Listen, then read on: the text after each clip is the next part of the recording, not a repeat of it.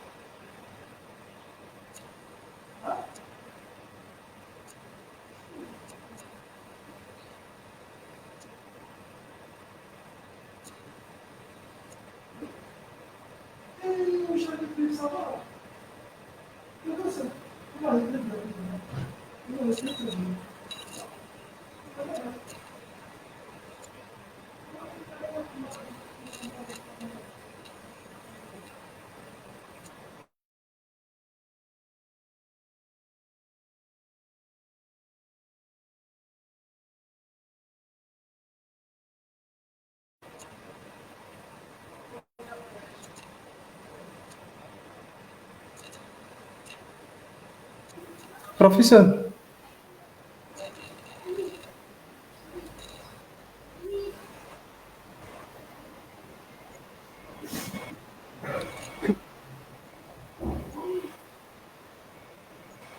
On commence? professeur.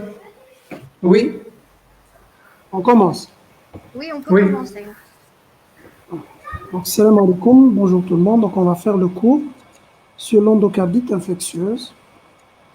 Donc, l'endocardite infectieuse, c'est une maladie infectieuse de l'endocarde. Donc, comme pour les autres pathologies, il y a des recommandations.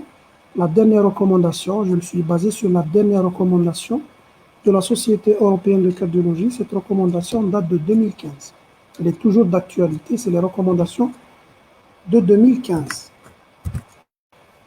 Donc, on va commencer par des généralités, une définition. Donc, si on veut définir l'endocardite, c'est quoi une endocardite? Donc, l'endocardite, c'est l'infection de l'endocarde par un micro-organisme, le plus souvent bactérien.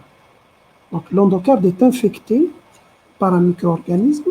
Ce micro-organisme, le plus souvent, c'est une bactérie. Ensuite, cet endocarde va être le point de départ d'une septicémie. Ça veut dire que lui-même, il va disséminer le germe par voie sanguine à tous les organes. Donc la meilleure définition d'endocardite, c'est quoi? C'est une septicémie à point de départ endocardique, secondaire à l'infection de cet endocarde par un micro-organisme, le plus souvent une bactérie. C'est ça la définition de l'endocardite infectieuse. Il faut savoir que c'est une maladie qui n'est pas très fréquente. Hein. Elle n'est pas très fréquente. La prévalence ou l'incidence, elle est de 30 cas par million d'habitants. Donc, ce n'est pas vraiment quelque chose de fréquent. Environ, à peu près en France, il y a environ 2000 nouveaux cas. Donc, en Algérie, si on se base sur les chiffres rénaux, on aurait entre 1000 et 1500 nouveaux cas chaque année. Donc, ce n'est pas une maladie qui est fréquente. Mais c'est une maladie qui est très grave, où la mortalité hospitalière elle est de l'ordre de 15 à 20%. Donc c'est une maladie qui est très grave. La mortalité est très élevée, 15 à 20%, c'est quand même un taux de mortalité qui est très élevé. Par exemple, pour l'infarctus du myocarde, la mortalité hospitalière elle est inférieure à 10%. Et là, c'est une mortalité qui est de l'ordre de 15 à 20%. Donc cette mortalité est due à des complications. On a plusieurs complications qu'on va détailler dans le cours, l'insuffisance cardiaque, les complications infectieuses, le choc septique, les abcès et les embolies. Donc, qu'est-ce qui a changé ces dernières années? Donc, ces dernières années, pour avoir donc les nouveautés sur l'endocardite, on a donc assisté à une modification de l'épidémiologie de l'endocardite. Ça veut dire que avant, le tableau d'endocardite, c'est quoi? C'est un malade, il a une valvulopathie, insuffisance aortique ou l'insuffisance mitrale. Il fait par exemple des soins dentaires, il va faire une extraction ou un détartrage. Ensuite, quelques semaines après, il va faire la forme subaiguë, ce qu'on appelle la maladie d'Osler, et le germe, c'est le streptocoque. C'est le streptocoque oral qui se trouve au niveau de la cavité buccale. Ça, c'est la forme ancienne. Actuellement, il y a une modification de l'épidémiologie avec le staphylocoque, qui est le premier germe, et ce n'est plus les valvulopathies qui sont les responsables en premier de l'endocardite, mais c'est beaucoup plus les matériels ou bien les matériaux intracardiaques, les prothèses valvulaires et les sondes de pacemaker et les sondes de défibrillateur. Donc on voit de plus en plus d'endocardite sur matériel intracardiaque, les prothèses, les sondes de pacemaker et de défibrillateur, et on voit de plus en plus d'endocardite sur staph, l'endocardite à staph, et une diminution des endocardites à streptocoque. Il y a également une nouveauté, toujours dans les recommandations, c'est que ce n'est plus l'échographie seule, l'échocardio, qui est la seule technique pour voir les dégâts au niveau du cœur. On a de nouvelles techniques d'imagerie pour voir les dégâts au niveau cardiaque. On a le scanner cardiaque. On a le PET scan, technique nouvelle, on va parler de l'intérêt du PET scan, et la scintigraphie. Donc on a 3 nouvelles techniques dans les recommandations. Et donc on a le staph comme étant un premier germe devant le streptocoque. Il y a également une nouveauté dans les recommandations, c'est qu'il insiste sur le fait que la prise en charge est une prise en charge multidisciplinaire. Vous savez que l'endocardite, c'est une maladie qui est lourde. La prise en charge est hospitalière. Elle nécessite plusieurs médecins, plusieurs spécialistes, cardiologues, chirurgiens cardiaques, infectiologues, réanimateurs, neurologues, radiologues. Donc, il y a plusieurs spécialistes pour la prise en charge. Et donc, cette prise en charge multidisciplinaire au sein d'une équipe, la team endocardite. Alors, quelles sont les cardiopathies à risque? Quelles sont les cardiopathies à risque d'endocardite? On a 2 groupes.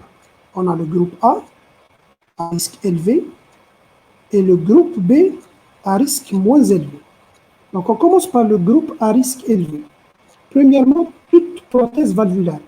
Chaque fois qu'un patient il a un matériel intracardiaque, que ce soit une prothèse mécanique, ou la biologique, ou là une greffe, là, c'est un patient à haut risque. Chaque fois qu'il y a quelque chose d'une prothèse à l'intérieur du cœur, prothèse mécanique ou la prothèse biologique. La deuxième catégorie, c'est les patients qui ont des cardiopathies congénitales, mais cyanogènes. Cyanogène, ça veut dire que ça engendre de la cyanose. La cyanose, elle vient des cardiopathies congénitales avec un shunt droit-gauche. Les cardiopathies congénitales qui sont responsables de cyanose. Pour qu'il y ait cyanose, le sang du ventricule gauche, qui est un sang oxygéné, soit en quelque sorte contaminé par le sang du ventricule droit. Donc, les un shunt droit-gauche. Et ça, on appelle ça les cardiopathies congénitales cyanogènes, responsables de cyanose. La plus fréquente, c'est la tétralogie de Fabry. La troisième catégorie, c'est les patients qui ont des antécédents d'endocardite infectieuse. Donc, on a 3 catégories de patients à haut risque. 1, prothèse. 2, antécédents d'endocardite. Et 3, cardiopathies congénitales cyanogènes. Et on a les autres qui ont des cardiopathies, mais à risque moins élevé, qui met les valvulaires, les valvulopathies. Alors, le classement des valvulopathies à risque, c'est toujours la valve aortique avant la valve mitrale et c'est toujours la fuite avant la sténose. Donc, celle qui comporte le risque le plus élevé, c'est l'insuffisance aortique. Ensuite, l'insuffisance mitrale. Ensuite, le rétrécissement aortique. Le rétrécissement mitral, pratiquement, il n'y a aucun risque. C'est le plus faible, c'est le risque le plus faible. On a le PVM. PVM, c'est quoi? C'est le prolapsus de la valve mitrale. On a vu le prolapsus, l'insuffisance mitrale. Le prolapsus avec insuffisance. Hein. Il a également un risque, mais un risque moins élevé. On a la bicuspidie. Ceux qui naissent avec une valve bicuspide. Normalement, la valve aortique, elle est tricuspide. On a 3 valves. Ceux qui naissent avec deux valves comportent un risque d'endocardite. Bicuspide aortique, elle est assez fréquente. Hein. Elle touche jusqu'à 1 à 2% de la population générale. Les cardiopathies congénitales, mais non cyanogènes. Toutes les autres cardiopathies congénitales, non cyanogènes. Alors, les cyanogènes sont à risque élevé, les non cyanogènes sont à risque moins élevé. Et enfin, on a les différentes hypertrophies, la cardiomyopathie hypertrophique. Donc, on retient qu'il y a deux groupes. A, retenez surtout le groupe A, prothèse, antécédent d'endocardite et cardiopathie congénitale cyanogène. Le reste, c'est des cardiopathies à risque moins élevé. Il faut savoir d'emblée que dans le cas de la prévention, vous avez par exemple un malade qui va avoir des soins dentaires. Dans le cas de la prévention, pour les soins dentaires, il va faire une extraction dentaire ou là un détartrage. S'il s'agit d'une cardiopathie à haut risque, la prévention ou la prophylaxie, elle est obligatoire, c'est-à-dire avant de faire l'extraction ou là avant de faire le détartrage, 1 heure avant, il prend 2 grammes d'amoxicilline.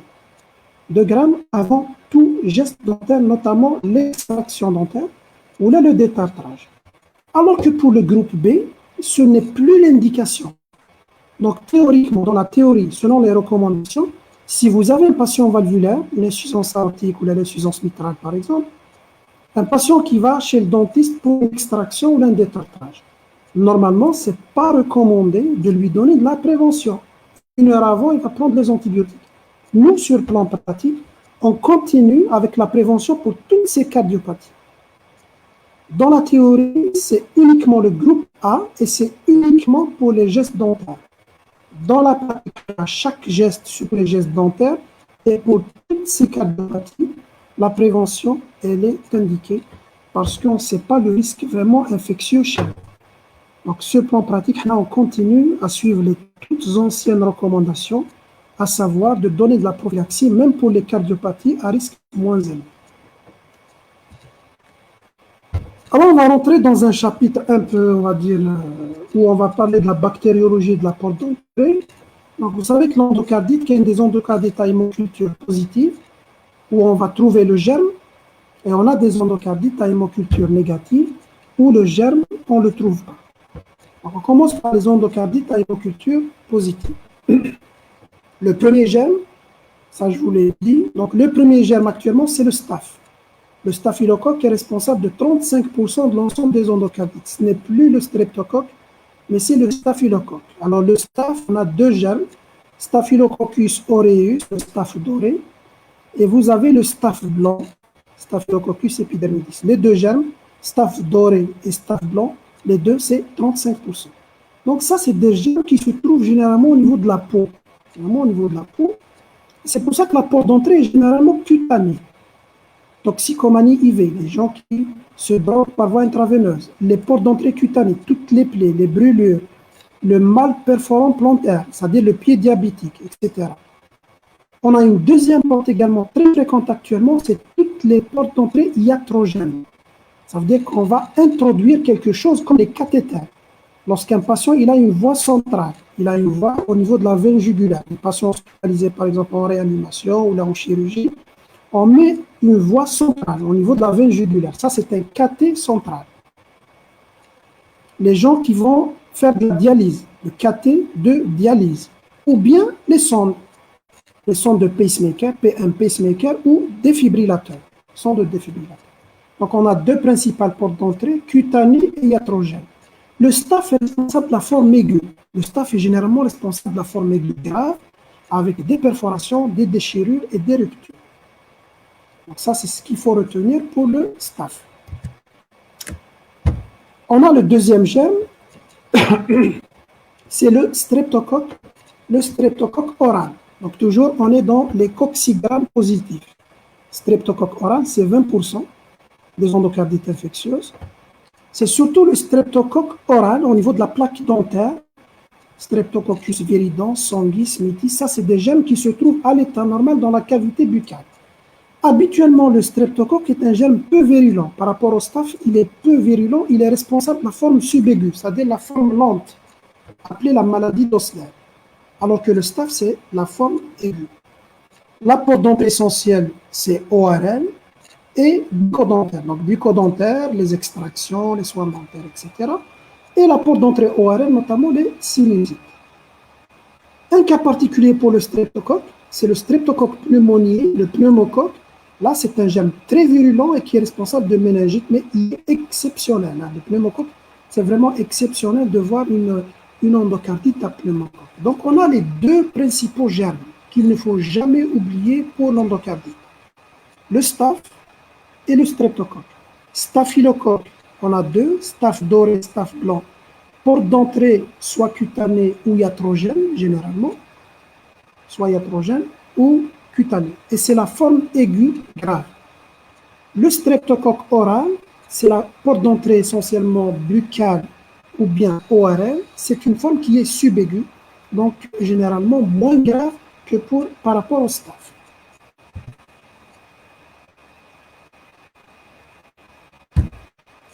Et puis on a les autres germes moins fréquents. On a les autres germes moins fréquents.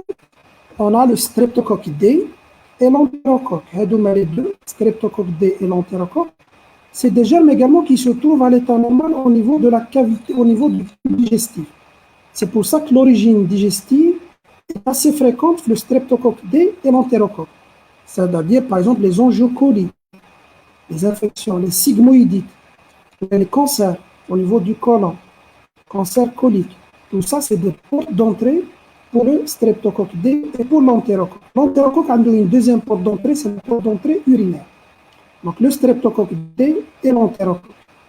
La particularité à les deux, la culture elle est très difficile. Donc on peut attendre jusqu'à plusieurs semaines pour la culture du streptocoque et de l'entérocoque. Donc on a les coccygrammes positifs. Streptocoque, staphylocoque, entérocoque et streptocoque du groupe D. On arrive aux bacilles, donc c'est des bacilles grammes négatifs. Le groupe A sec, bactéries du groupe A sec, c'est des bacilles grammes négatifs. Donc il y a les cocci arrondis, avec et il y a les bacilles. Là, c'est des bacilles forme de bâtonnet et qui prennent la coloration de grammes donc, et qui ne prennent pas dans la coloration de grammes. Donc c'est des bacilles grammes négatifs, c'est des BGN. L'abréviation de BGN. Donc le groupe A sec, l'hémophilus, le plus fréquent, c'est l'hémophilus. On a Actinobacillus, Kengela, Ekenela, etc. Donc, c'est le groupe A sec. C'est uniquement 3% des endocardites. La porte d'entrée TAO, elle est bucco-dentaire. Là aussi, la culture est longue. Là, c'est des bacilles grammes négatifs. On a les autres bacilles grammes négatifs, non A sec. Là, ils sont très virulents, notamment le Pseudomonas aeruginosa ou la Klebsiella pneumoniae. Donc ça, c'est des bacilles grammes négatifs non à sec. Et là, généralement, c'est presque toujours iatrogène. C'est presque toujours les patients hospitalisés en réanimation ou là en chirurgie. C'est presque toujours à l'hôpital, iatrogène. Et enfin, on a les endocardites à champignons fongiques. Candida, donc Candida albicans, c'est le champignon le plus fréquent, ou même l'aspergillose. Il faut savoir que les champignons hadou, ils vivent à l'état normal, ça profite au niveau du tube digestif. Donc, quand est-ce qu'il devient virulent? C'est à l'occasion généralement d'une immunodépression. C'est quand il y a une diminution de l'immunité, notamment par exemple dans le VIH, ou là chez les toxicomanes, ou là les patients qui sont hospitalisés en réanimation avec des cathéters centraux, dialyse, etc. Ça, c'est des patients qui sont fragiles. C'est des patients dont l'immunité est faible. C'est à l'occasion de la diminution de l'immunité qu'on aura des candidoses ou là une aspergillose. Donc, pour résumer, la bactérie ou la bactériologie de l'endocardite, on a deux principaux germes, les autres sont plus rares. On a le staph, le premier, le plus fréquent, porte d'entrée cutanée ou iatrogène, responsable surtout de la forme aiguë. On a le streptocoque oral, porte d'entrée buccale ou ORL, c'est une forme qui est subaiguë, moins virulent par rapport au staph. On a le streptocoque D et l'entérocoque digestif ou urinaire, la culture tahom difficile. On a les bacilles grammes négatifs, groupe A sec et non A sec. C'est des BGN, les deux sont des BGN. Le groupe A sec, c'est toujours origine bucco-dentaire. Le non A sec, l'origine tahom, elle est iatrogène. Et enfin, on a les champignons. Les champignons, c'est presque toujours à l'occasion d'une diminution de l'immunité, donc d'une immunodépression avec les candidoses et l'aspergillose. Donc ça, c'est pour la bactériologie. On a les endocardites à hémoculture négative. Donc des fois, on déroule les hémocultures, on va chercher le germe et on ne trouve pas le germe dans le sang. C'est environ 10% des endocardites. Mais quelles sont les hypothèses? On a des hypothèses à évoquer pour les hémocultures négatives. La première hypothèse, et c'est d'ailleurs la plus fréquente, la circonstance la plus fréquente, c'est une infection décapitée par un traitement antibiotique. Ça veut dire que le patient, il vient, il a une suspicion d'endocardite, mais comme il avait de la fièvre, donc un médecin lui a prescrit un traitement antibiotique.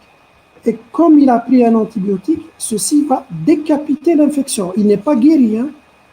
Alors, quand l'infection est décapitée par un traitement antibiotique, c'est un facteur pour le retard diagnostic et pour un pronostic plus réservé, plus grave.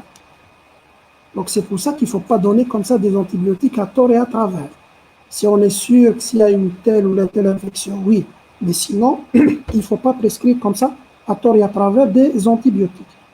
Donc, première question à poser, il faut donc chercher est-ce que le patient n'a pas pris déjà des antibiotiques avant. Et on a les autres. On a les germes à culture difficile. 2 et 3, c'est des germes à culture difficile. La culture est longue. Les streptocoques, les streptocoques D et l'entérocoque et le groupe A sec sont des germes à culture très difficiles. Il arrive parfois d'attendre 28 jours, 4 semaines pour trouver le germe, pour avoir une culture du germe. Donc, c'est des germes qui poussent de façon très lente les milieux de culture. Donc, c'est des germes à culture difficile. On a les germes à culture impossible, les milieux habituels. C'est les germes intracellulaires, les germes qui se trouvent en intracellulaire, Chimacoxiella burnetii. Par exemple, Mycoplasma pneumoniae, Chlamydia, Brucella, Legionella, tout ça, c'est des germes intracellulaires. Et dans ce cas-là, c'est les sérologies. Le diagnostic généralement est fait par les sérologies. Donc là, la culture est impossible parce que c'est un germe qui est intracellulaire. Et enfin, on a l'endocardite fongique, donc à champignons, parce qu'il faut un milieu de culture spécial où là, on recherche l'antigène. Donc, c'est ça les hypothèses qu'il faut chercher.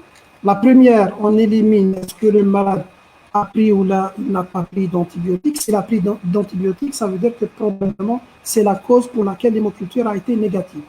Donc, c'est une infection décapitée par un traitement antibiotique. Sinon, on cherche les germes à culture difficile, streptocoque D, entérocoque, groupe A7, ou les germes à culture impossible, comme les germes intracellulaires, ou là un milieu de culture spécial, comme pour les champignons.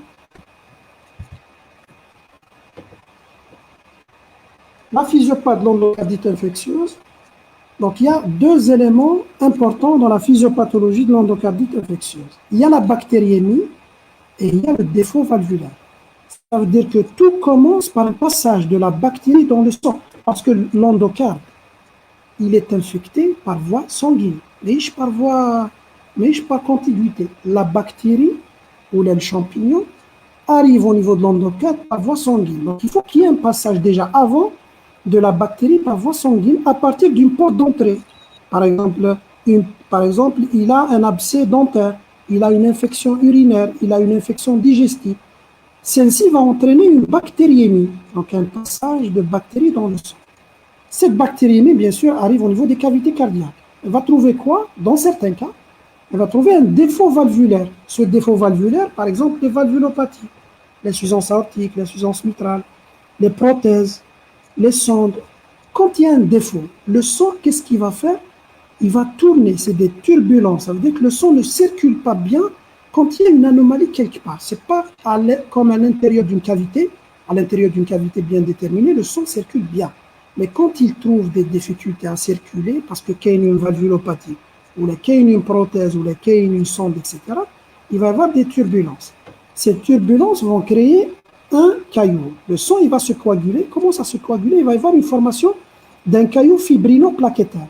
Fibrine et des plaquettes. Ce caillou, s'il trouve des bactéries en quantité importante, cette bactérie va se fixer sur le caillou.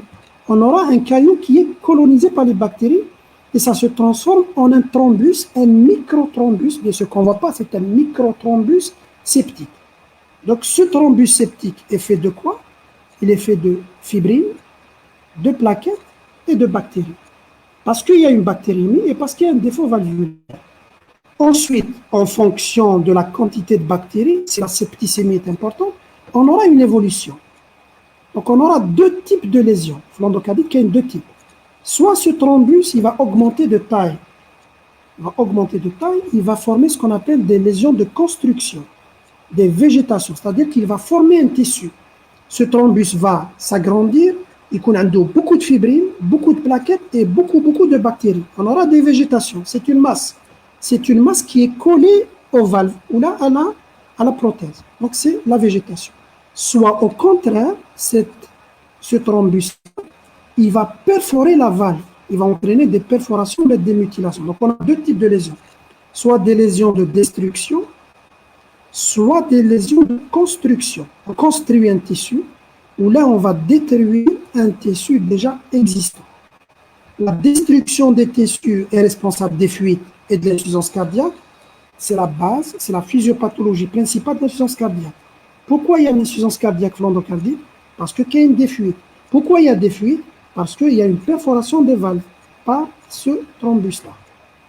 Dans l'autre cas, la végétation, quand il y a une végétation importante, des fois, comme la végétation, elle peut atteindre 2 ou 3 cm de taille. Donc, cette végétation qui est remplie de fibrines, de plaquettes et de bactéries est responsable de la réaction inflammatoire et immunitaire, responsable de l'inflammation, CRP élevé, VS accéléré, de la fièvre, etc. Et c'est elle qui est responsable des obstructions et surtout des embolies septiques. Ça veut dire que cette végétation, quand un petit fragment se détache, il va passer de la valve mitrale ou de la valve aortique vers l'aorte, il va emboliser partout. Il peut passer au niveau du cerveau, il peut passer au niveau du rein, il peut passer au niveau de la rate, il peut passer au niveau des poumons, il peut passer partout. C'est pour cela que l'endocardite est une maladie multisystémique. Donc, pratiquement toutes les manifestations extracardiaques sont secondaires à la végétation par embolie. Et les manifestations cardiaques sont principalement dues aux fuites et c'est les perforations. Donc, c'est ça la physiopathologie de l'endocardite infectieuse. Voilà l'exemple d'une endocardite.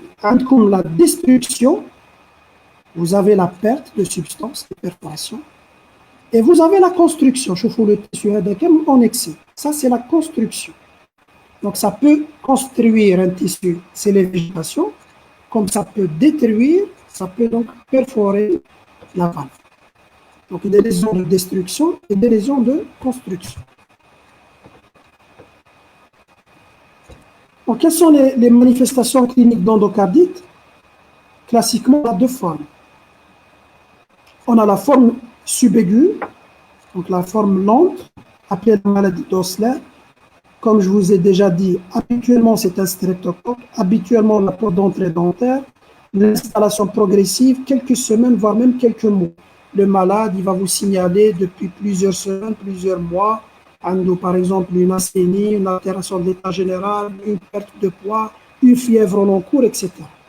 Généralement, il y a une cardiopathie sous-jacente et généralement, c'est un germe peu virulent, notamment le staph. Et on a la forme aiguë sur quelques jours. Là, c'est un tableau qui est très grave. Habituellement, le staph, germe virulent, le staph, ou les autres, les bacilles gram négatifs. Ça peut survenir sur cœur sain. Si le germe est virulent, il n'a pas besoin du thrombus septique pour se fixer. Des fois, si le germe est très virulent, il peut même se fixer sur un cœur sain, sans aucune pathologie. Donc, on a deux formes, forme aiguë et forme subaiguë. D'emblée, quelle est la clinique caractéristique de l'endocardite? Il y a un dogme qu'il faut retenir. Toute fièvre associée à un souffle, ou le tout souffle fébrile, est une endocardite jusqu'à preuve du contraire. Donc, si une maladie vient, il a une fièvre et vous auscultez un souffle, il ne faut jamais oublier l'endocardite.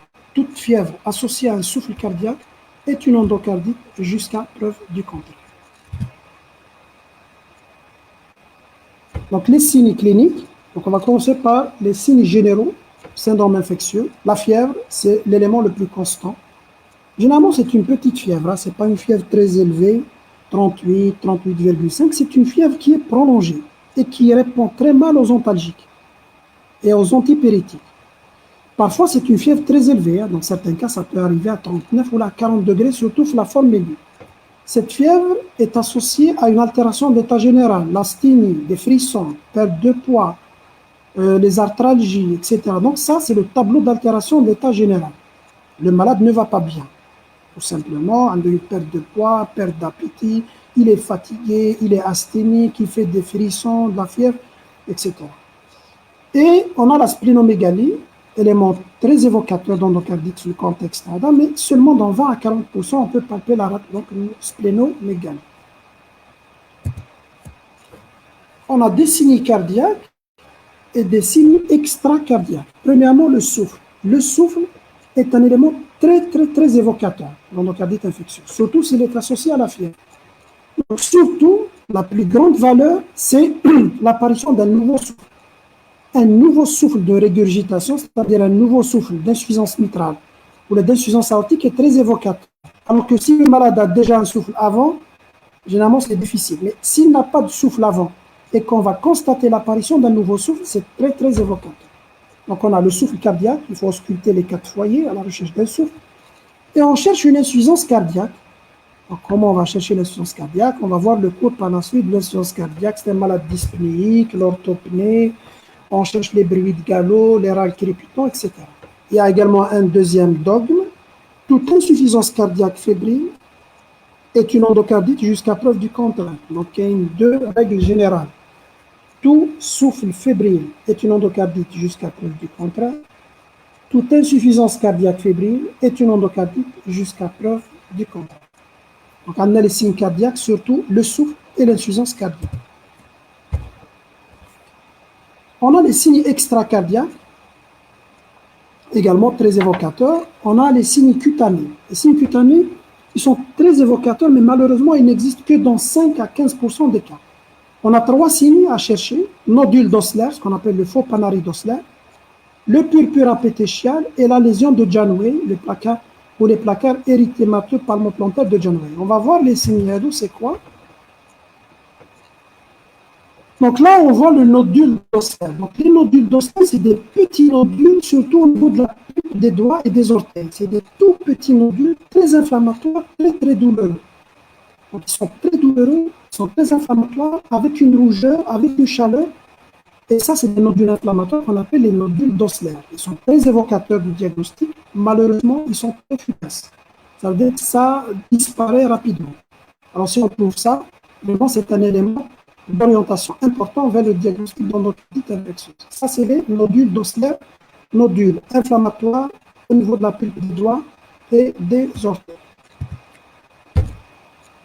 Le deuxième, c'est le purpura pétéchial. Alors, purpura, c'est qu'il y a une purpura et on a pétéchial. Le purpura, c'est quoi? C'est l'extravasation du sang en dehors des capillaires, en dehors des vaisseaux. Ça veut dire que le sang, il va sortir en dehors du vaisseau, il va entraîner cette coloration rouge.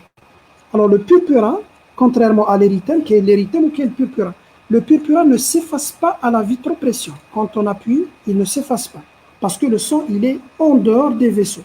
Alors que l'érythème, c'est une dilatation du vaisseau, l'érythème disparaît avec la vitropression. Quand on appuie, ça disparaît. Si ça ne disparaît pas, on évoque le purpura. Pétéchial, parce que c'est sous forme de points. Il est très évocateur également. D'ailleurs, il fait partie des critères diagnostiques de l'endocardite. Les deux font partie des critères diagnostiques. La lésion d'Osler, nodule d'Osler, et le purpura pétéchial, surtout au niveau des membres inférieurs.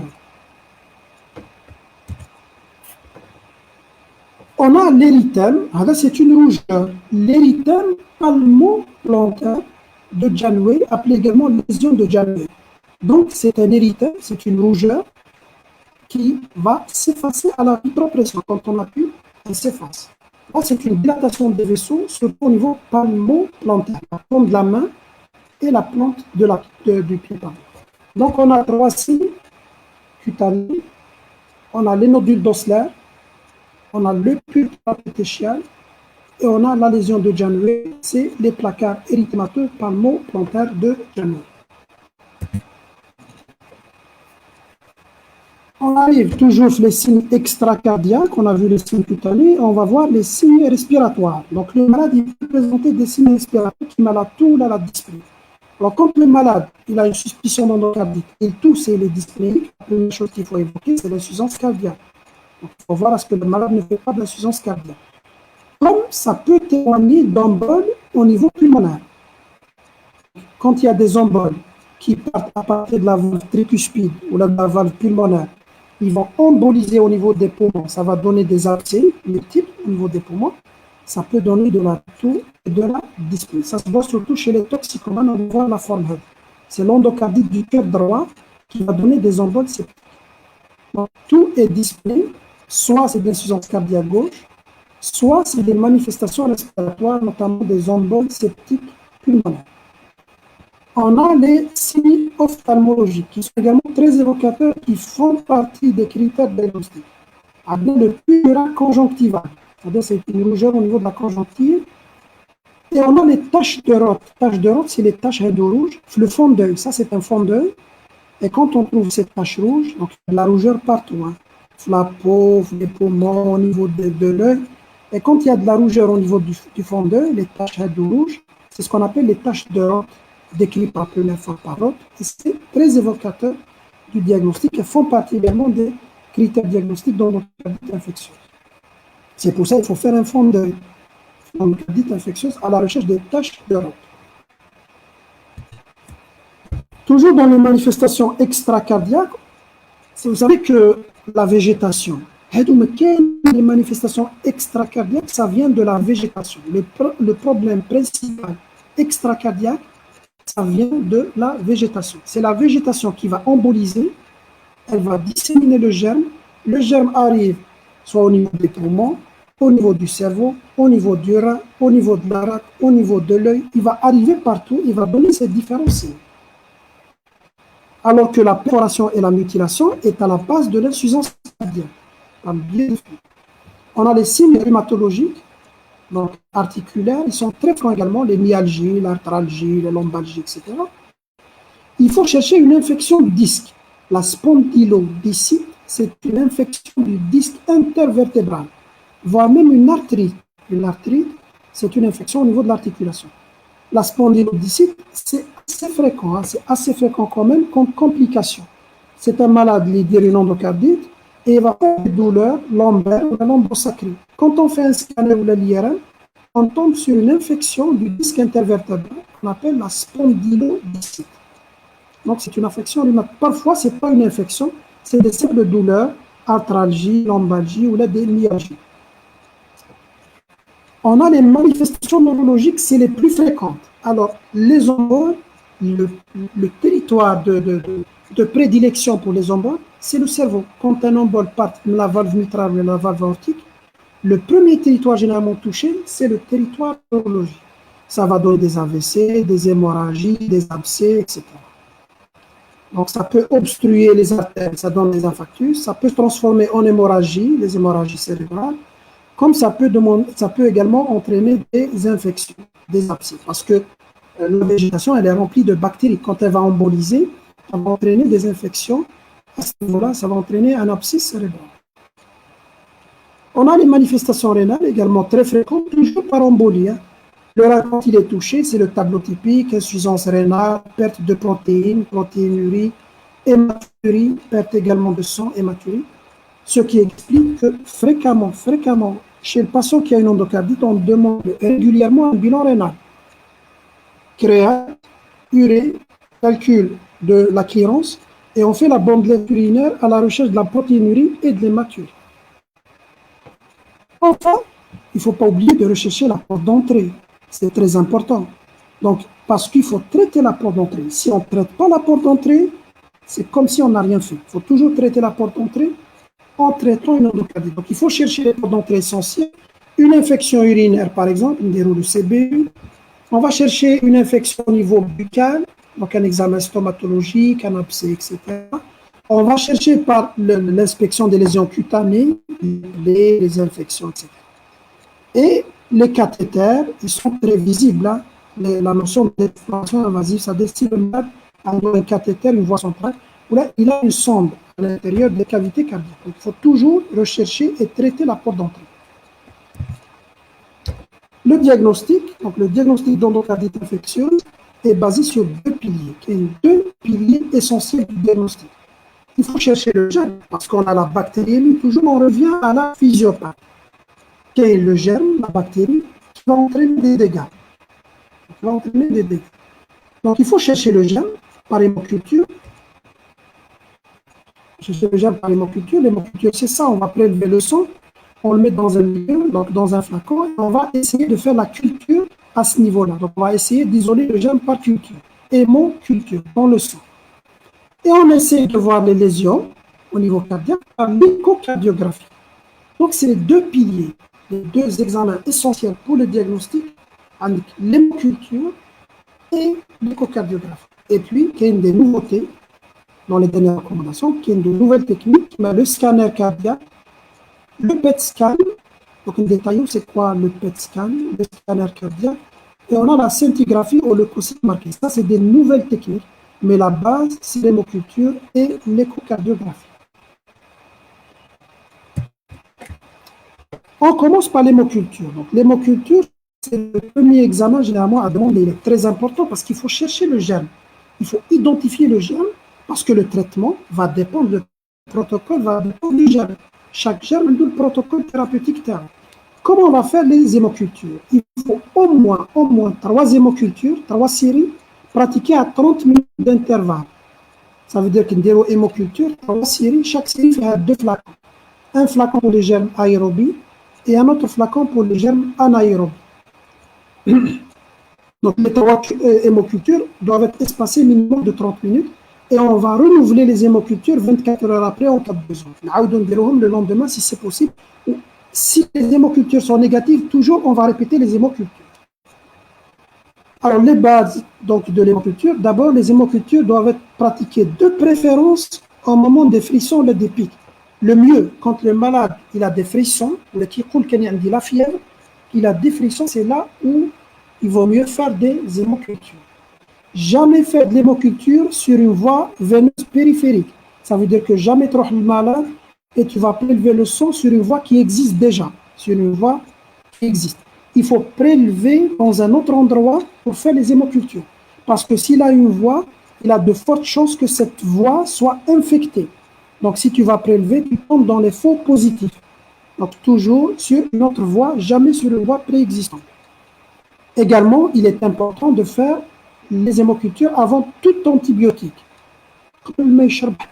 Si le malade vient, il a déjà pris un antibiotique, il faut faire une fenêtre thérapeutique de quelques jours. 24-48 heures généralement est suffisant. Ça veut dire que si le malade a déjà pris des antibiotiques, on ne va pas faire d'emblée des hémocultures, on arrête l'antibiotique qui a été pris, on attend au moins 24-48 heures et on va faire les hémocultures pour ne pas qu'elles soient faussement négatives par l'antibiotique qui est déjà pris. Voilà les bases de l'hémoculture.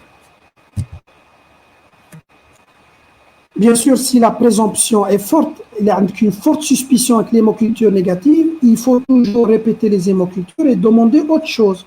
Recherche de génome, par exemple les sérologies, la PCR. La PCR, c'est l'amplification génique. Ça, c'est en cas où l'hémoculture demandée est négative. Donc, 1, il faut isoler le germe, on cherche à isoler le germe. Et 2, on cherche à voir les lésions. Les lésions, on les voit surtout, cardiaques, on les voit par l'échocardiographie, qui est l'examen capital. Alors, on a l'écho transthoracique, la sonde est sur le thorax, et on a l'écho transœsophagienne. Transœsophagienne, c'est comme une fibroscopie où la sonde est introduite, qui met la fibroscopie digestive jusqu'au niveau de l'œsophage, et avec l'échographie transœsophagienne, on aura de meilleures images. Ça veut dire que le TO apporte une meilleure imagerie pour l'écho par rapport à l'écho transthoracique. On va toujours mieux en écho transœsophagienne par rapport à l'écho transthoracique. Mais l'inconvénient de l'ETO, c'est que c'est un examen un peu plus invasif.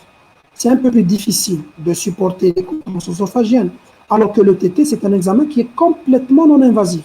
Donc, il ne comporte aucun risque, aucune contrainte pour le patient. Qu'est-ce qu'on va chercher? On va chercher les différentes lésions qu'on a vues. Soit des lésions de construction, c'est les végétations, les masses. Soit des lésions de destruction, c'est les perforations et les mutilations. On va chercher s'il y a des masses, des végétations, ou est-ce qu'il y a des perforations et des mutilations. À l'écho-transthoracique et transœsophagienne. L'écho-transœsophagienne, pratiquement chez tous les patients, pratiquement tous les patients qui ont une écho, qui ont une suspicion d'endocardique, on va demander chez eux une écho transœsophagienne.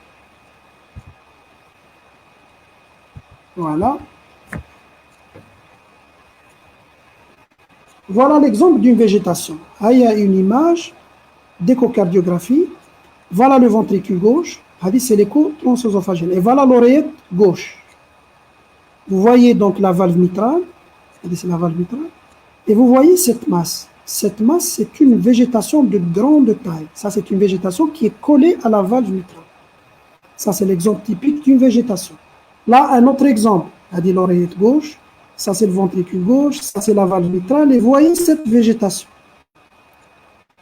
Ceci est une végétation qui est collée également à la valve mitrale. On va chercher les végétations et on va chercher les perforations. On va chercher également autre chose. Qu'est-ce qu'on va chercher? On va chercher ce qu'on appelle les complications locales, qui sont très graves. Vous savez que quand la valve ou la prothèse est infectée, tant que c'est des végétations ou des perforations, c'est une infection au niveau de la valve seule. Mais parfois, l'infection va sortir autour de la valve, qu'on appelle les complications périvalvulaires. Ça va former quoi? Des abcès. Un abcès autour de la valve. Un abcès au niveau du septum interventriculaire. Ça peut entraîner des anévrismes ou des foies anévrismes. On va voir c'est quoi un anévrisme ou la foie anévrisme. Ça peut entraîner une fistule. Tout ça, c'est des complications dites périprothétiques ou la périvalvulaire. Ça veut dire que c'est une infection qui va sortir autour de la valve. C'est plus la valve seule qui est infectée, mais là, la valve est infectée et le pourtour de la valve, autour de la valve, il y a également une infection. Et surtout l'abcès. L'abcès, c'est quelque chose de très grave quand il y a un abcès au niveau de l'anneau ou un abcès au niveau du septum interventriculaire. On va chercher ça également à l'écho transthoracique et à l'écho transœsophagien. Donc, on va chercher les végétations, des lésions de construction. On va chercher les perforations et les mutilations, c'est des lésions de destruction. Et on va chercher les complications périvalvulaires, donc autour de la valve, notamment les abcès, surtout les abcès périvalvulaires. Alors, est-ce qu'on va demander l'écho transthoracique seul ou la transœsophagienne avec l'écho transthoracique? Voilà l'algorithme. Qu'est-ce qu'il faut retenir sur l'algorithme? Il faut retenir une chose, c'est que l'écho transœsophagienne est demandé chez presque tous les patients. Tous les patients qui ont une suspicion d'endocardique, pratiquement, on demande l'écho transthoracique avec l'écho transœsophagienne, sauf dans un seul cas. Oui, on a une écho transthoracique négative avec faible suspicion. Quand on a une très très faible suspicion, c'est vraiment une faible, malgré pratiquement une sacrée fièvre, tu fais une écho et l'écho transthoracique est négatif, là on ne va pas demander l'écho transœsophagienne. Dans tous les autres cas, même si elle est positive, de mauvaise qualité, matériel intracardiaque ou forte suspicion, dans tous les autres cas, on va demander l'écho transœsophagienne associé à l'écho transthoracique. Et si on fait l'écho transthoracique et transœsophagienne et qu'on trouve que l'examen est normal, vous mettez la suspicion, il faut refaire l'examen 7 à 10 jours après. Donc je résume, chez tous les patients avec suspicion d'endocardite, on demande l'écho transthoracique transœsophagienne, sauf si on a une écho transthoracique négative avec faible suspicion. Qu'est-ce que je cherche? Je cherche les deux types de lésions. Les lésions de construction, c'est les végétations. Les lésions de destruction, c'est les perforations et les mutilations. Et on cherche également les complications périvalvulaires, notamment les abcès.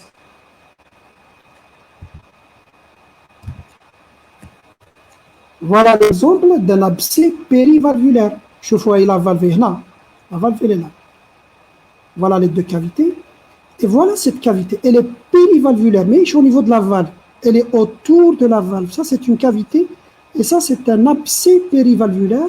C'est vraiment très grave. Le pronostic est très réservé quand on a un abcès périvalvulaire. D'ailleurs, c'est une indication à la chirurgie en urgence, quand on a ce type de complications. Donc, l'abcès périvalvulaire.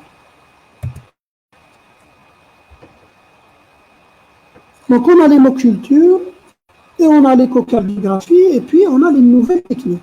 Le scanner, le PET scan et la scintigraphie au leucocyte marqué. Donc, quelles sont ces techniques-là? Quel est l'intérêt de ces techniques? D'abord, on va Donc, voilà le scanner. Le scanner cardiaque, l'intérêt c'est quoi? C'est pour détecter les lésions périvalvulaires, notamment les abcès. Comme les abcès, il est parfois très difficile de les voir à l'écho.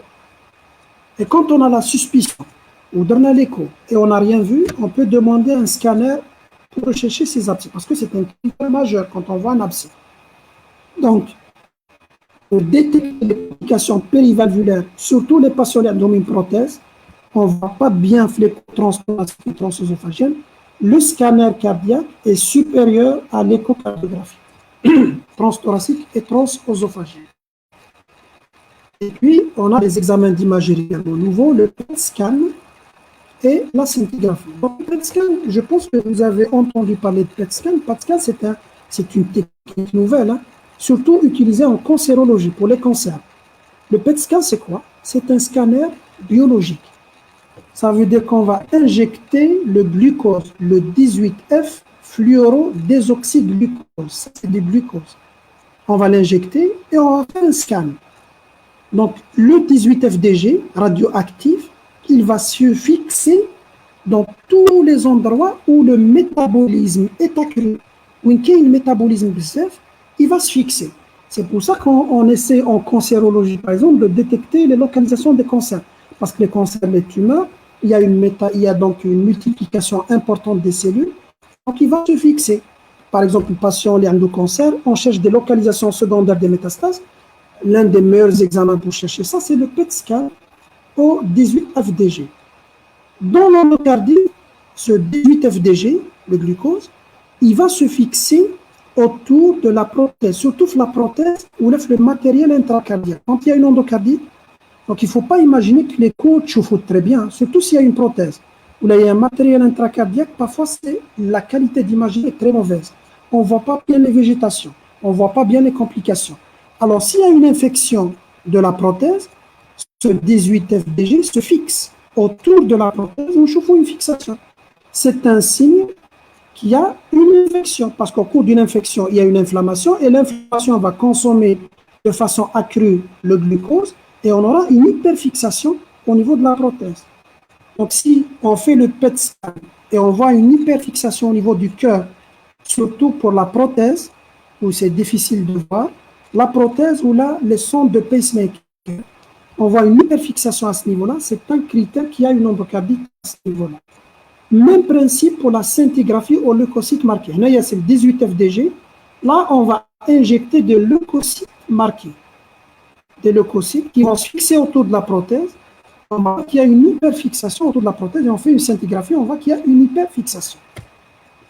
L'indication du PET scan et de la scintigraphie, c'est uniquement les endocardites sur prothèse, ou sur matériel intracardiaque, sonde de pacemaker et sonde de défibrillateur. Voilà l'exemple d'une hyperfixation au niveau cardiaque. Quand on fait un PET scan, on chauffe la fixation, ensuite cette hyperfixation qui persiste le centre, au centre cardiaque, et le patient là, il a une prothèse cardiaque, mécanique, ça signe l'hyperfixation, ça signe qu'il y a un processus quelque part, donc il y a une inflammation, une infection quelque part, et donc ça signe une endocardite. C'est l'un des critères majeurs, hein. Donc il a été rajouté comme étant un critère majeur d'endocardite. Quand il y a une hyperfixation au PET scan, ou une hyperfixation à la scintigraphie au leucocyte marqué. C'est uniquement dans les endocardites à prothèse, sur prothèse.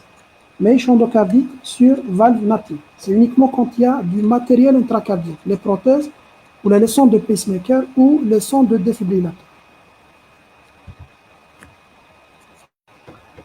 On va demander également un bilan biologique et un bilan complet. Avec l'endocardite, comme c'est une maladie multisystémique, elle touche le cœur, le cerveau, le rein, la rate, l'œil, elle touche pratiquement tous les organes, c'est l'un des bilans les plus lents.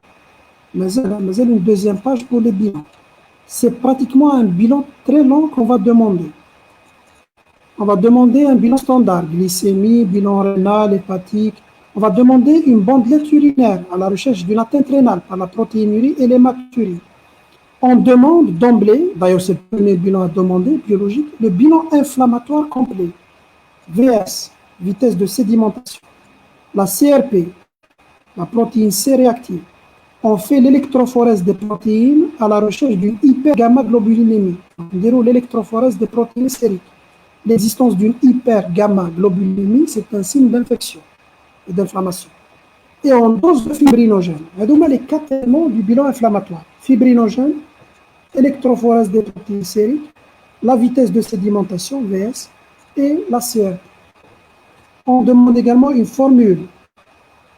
Une formule à la recherche d'une hyperleucocytose et parfois c'est une leucopénie, surtout les formes graves. On cherche également l'anémie inflammatoire, très fréquente. Et on cherche la thrombopénie, c'est un signe de gravité. Donc, on demande tout un bilan, le bilan habituel standard, le bilan rénal, le bilan inflammatoire et la formule. On va demander également un bilan immunologique spécifique. Vous savez que l'endocardite est une maladie inflammatoire infectieuse et ça va bouleverser le système immunitaire. Ça va entraîner des désordres immunologiques. Les désordres, elle va entraîner une chute du complément, dosée où la fraction C3 du complément, on va trouver que la fraction C3 du complément est abaissée, elle est effondrée. C'est l'un des critères également du diagnostic. On va trouver les complexes humains, antigènes, anticorps. On cherche la présence de complexes humains. Toujours, c'est un bilan biologique. Et on cherche 2 fausses sérologies. Comme le système immunologique est bouleversé, il y a des fausses sérologies. On a une fausse sérologie de syphilis positive et une fausse sérologie de la polyarthrite rhumatoïde qui est positive. Donc, on va faire le VDRL et le TPHA. Donc, si vous connaissez la syphilis, c'est une maladie sexuellement transmissible qui est due à une bactérie, c'est le Treponema pallidum, Treponema pall. Alors, la syphilis, on a 2 examens ou 2 bilans à faire pour confirmer le diagnostic. On a le VDRL qui est non spécifique et on a le TPHA, il est plus spécifique. TPHA, c'est Treponema pallidum hemagglutination assay. C'est l'agglutination du Treponema pall, du germe. C'est pour ça que c'est un examen qui est plus spécifique. Alors, s'il s'agit d'une vraie syphilis, on va trouver les 2 qui sont positifs. Dans l'endocardite, on va trouver quoi? Une fausse sérologie de syphilis. Ça veut dire le VDRL est positif et le TPHA est négatif. C'est là également des éléments avec lesquels on s'oriente vers le diagnostic. On a également le facteur rhumatoïde positif. Le facteur rhumatoïde, c'est un élément qu'on trouve dans la polyarthrite rhumatoïde, qui est une maladie inflammatoire chronique, qui est la PR, la polyarthrite rhumatoïde, où on va trouver un facteur rhumatoïde positif. On peut trouver ce facteur rhumatoïde positif au cours d'une endocardite infectieuse. Donc, on va demander un bilan complet, bilan biologique standard, la formule, le bilan rénal, la bandelette, le bilan inflammatoire complet et le bilan immunologique complet. On va également demander des sérologies. Sérologie du sida, VIH, sérologie de l'hépatite B et C, surtout s'il y a un terrain d'immunodépression, surtout en cas de toxicomanie. Pour la toxicomanie IV, c'est obligatoire de demander les sérologies VIH, hépatite B, hépatite C. On demande, donc on a terminé avec les bilans biologiques. On a les autres bilans d'imagerie. On va demander un fond d'œil, à la recherche surtout des taches de rot. On va demander un téléthorax et le CG. Alors, le téléthorax, on va chercher surtout les embolies pulmonaires sous forme d'abcès au niveau des poumons et le CG de façon quotidienne. Alors, on va chercher quoi? Le CG, on va chercher les troubles de conduction qui est très évocateur d'un abcès de l'anneau ou d'un abcès du septum. Ça veut dire que quand le patient il fait un abcès, donc à dire une complication, il va faire un abcès, une collection au niveau de l'anneau ou là au niveau du septum. Qu'est-ce qu'il y a au niveau du septum? C'est les voies de conduction. On a le nœud auriculo-ventriculaire, le tronc commun du faisceau du His. Ça va entraîner quoi quand il y a un abcès à ce niveau? Ça va entraîner des troubles de conduction, des BAV, des blocs auriculo-ventriculaires, ou là des blocs de branches. C'est pour ça qu'il faut faire un ECG de façon quotidienne. La survenue, 3e règle, je fais 2 règles. Souffle fébrile égale endocardite. Insuffisance cardiaque fébrile égale endocardite jusqu'à preuve du contraire. La 3e règle, toute apparition d'un trouble conductif au cours d'une endocardite est un abcès jusqu'à preuve du contraire. Tout trouble conductif, BAV ou la bloc de branche, qui apparaît au cours d'une endocardite est un abcès jusqu'à preuve du contraire. Bien sûr, on ne va pas retenir le diagnostic d'abcès qu'après avoir fait l'écho et le scanner pour chercher l'abcès. On va chercher également les embolies. Les embolies, elles peuvent partir partout. Le cerveau, le rein, la rate, le mésentère. Donc, elles peuvent partir partout. C'est pour ça qu'on va demander ce qu'on appelle le body scanner. On va couper le patient de la tête jusqu'au pelvis. Demander un scanner cérébral et un scanner thoraco-abdominopelvien à la recherche d'une embolie infraclinique. Donc, scanner cérébral plus scanner thoraco-abdominopelvien. Et enfin, on va chercher la porte d'entrée urinaire par le CBU, la porte d'entrée dentaire panoramique dentaire avec une consultation ORL et stomatologique et la radio des sinus. Tout ça est obligatoire. Donc, si je résume un petit peu le bilan à demander, qui est un bilan très long, vous avez le bilan standard, la biochimie standard, avec le bilan rénal, la glycémie, le bilan hépatique, la bandelette urinaire à la recherche d'une protéinurie hématurie. Vous avez tout le bilan inflammatoire, CRP, fibrinogène, donc l'AVS, l'électrophorèse des protéines sériques. Vous avez tout le bilan immunologique, le complément, la sérologie de syphilis, la sérologie de la polyarthrite rhumatoïde. Vous avez les différentes sérologies, VIH, hépatite B, hépatite C. On a le CGT, le thorax et les fonds d'œil. Et vous avez le body scanner, scanner cérébral thoraco-abdominopelvien et les examens de recherche de la porte d'entrée, le CBU et les examens ORL. Avec bien sûr consultation ORL et stomatologique obligatoire à la recherche de cette porte d'entrée. Au total, comment on va retenir le diagnostic? Comment le diagnostic d'endocardite est retenu? Vous savez qu'il n'y a aucun critère qui permet à lui seul de retenir le diagnostic. Mais quel est le critère qui permet de retenir, de confirmer le diagnostic? Donc, ça se base sur un faisceau d'arguments, sur plusieurs critères, comme pour le rhumatisme articulaire aigu, pour le RAA, qui a des critères majeurs et on a des critères mineurs. Là, c'est les critères de Duke. Duke, c'est l'université de Duke. Dans certains écrits, les critères de Durac. Parce que celui qui a publié les critères pour la première fois, c'est Durac. Et c'est l'université de Duke. Donc, critères de Duke ou critères de Durac.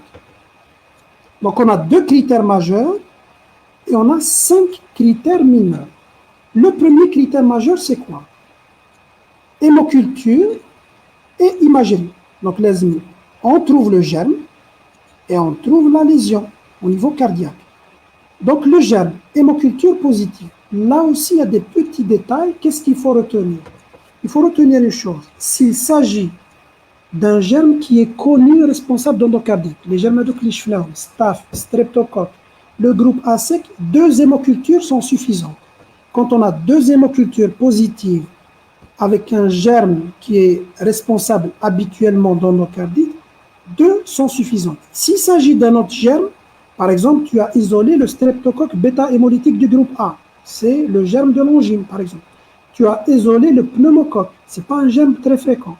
Dans ce cas-là, l'ESM 3 ou les plus, ou les 6 c'est 2, l'ESM a plus de 12 heures d'intervalle. L'ESM est vraiment espacé les 2 hadous.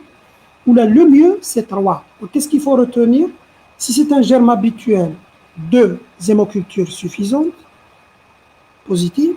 S'il s'agit d'un germe moins fréquent, il faut 3 ou plus d'hémocultures qui sont positives. Exception pour Coxiella burnetii où une seule hémoculture est positive. L'imagerie, alors l'imagerie qui est l'écho, c'est très simple. Quand on voit n'importe quelle lésion de construction ou de destruction ou un abcès, c'est un critère majeur. On voit une végétation, critère majeur. On voit une perforation, une mutilation, c'est un critère majeur. On voit un abcès, c'est un critère majeur. Toutes les complications périvalvulaires sont également des critères majeurs. Et là,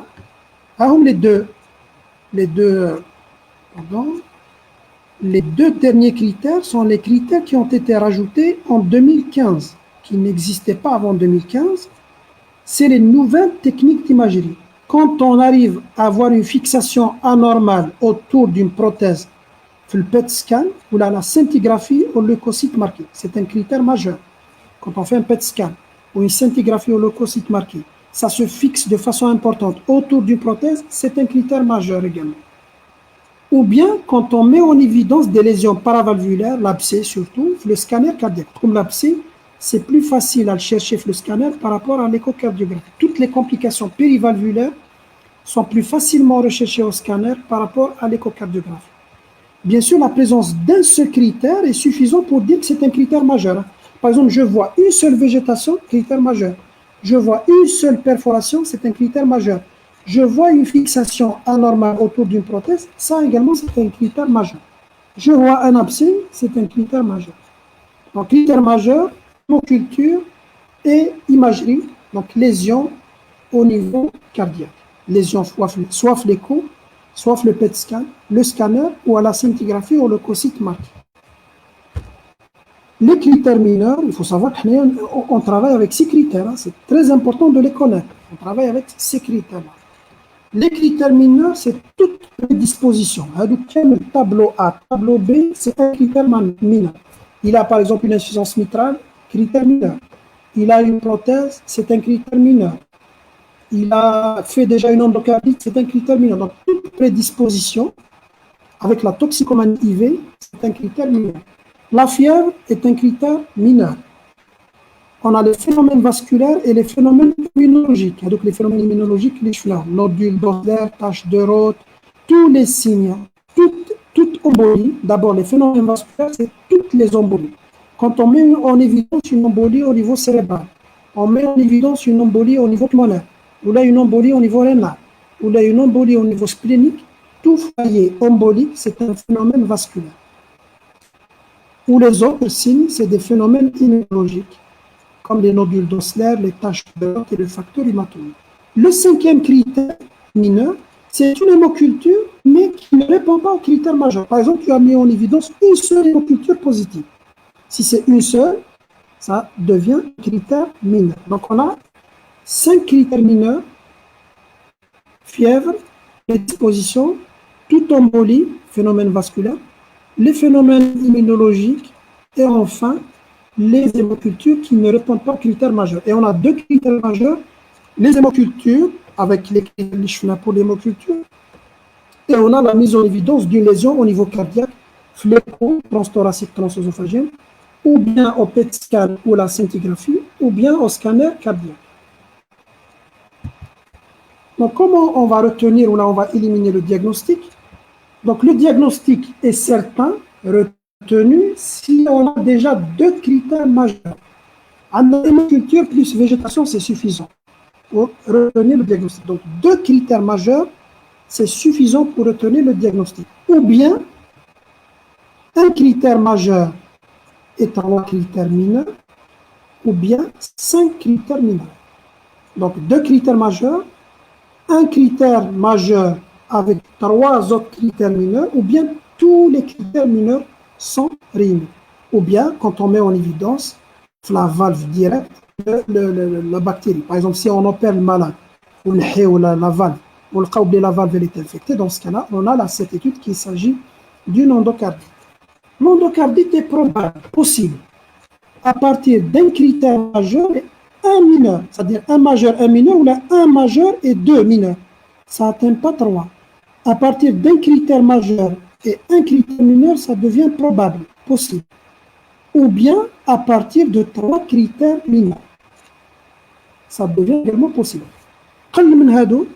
Moins de 3 critères mineurs et moins d'un critère majeur et un critère mineur devient le diagnostic n'est pas retenu, il est exclu. Le diagnostic est exclu si on n'atteint pas au moins 3 critères mineurs, ou bien on n'atteint pas au moins un critère majeur et un critère mineur.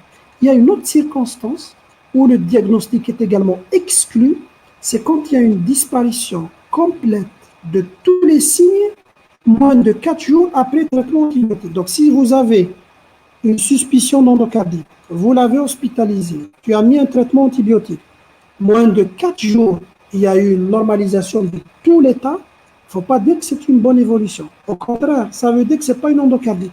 Parce que l'endocardite, quand on la traite, ça ne va pas se normaliser en moins de 4 jours.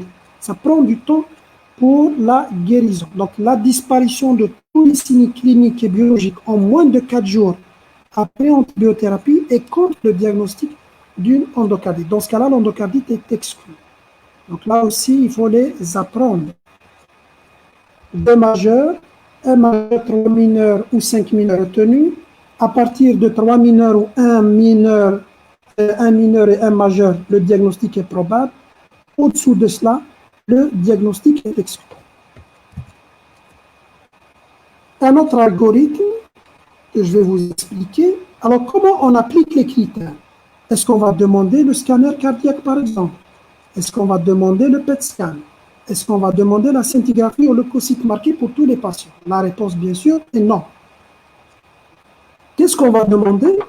Quand il y a une suspicion d'endocardite, on applique les critères et on va demander ce qui est habituel, à savoir l'hémoculture, l'échocardiographie et tout le bilan qu'on a vu, body scanner, le CG, téléthorax, bilan biologique, etc. Donc, dans un premier temps, on ne demande pas de scanner, ni de PET scan, ni de scintigraphie ou leucocyte marqué. On va se contenter des bilans habituels. Hémoculture, échocardiographie et tout le bilan. Et à partir de cela, je retiens le diagnostic, ou bien j'élimine le diagnostic, ou même je reste toujours probable. Je n'ai pas pu donc trancher avec les examens habituels. C'est à partir de ce moment-là, si on n'arrive pas à faire le diagnostic avec les bilans habituels, c'est là où il faut demander le scanner ou bien le PET scan ou la scintigraphie ou le leucocyte marqué. Donc, le message essentiel qu'il faut retenir, c'est quand il y a une suspicion d'endocardite, il faut demander l'hémoculture pour tous les patients. Il faut demander l'échocardiographie transthoracique, transœsophagène, pratiquement pour tous les patients. Et tout le bilan qu'on a vu, bilan biologique, CGT, les thorax, body scanner, etc. On ne demande pas de PET scan, de scintigraphie ou de scanner cardiaque dans un premier temps. Quand on va demander les bilans à Clooney, soit on retient le diagnostic, on a les critères, soit on exclut le diagnostic, soit mais elle, on n'a pas pu. Donc, elle est toujours probable.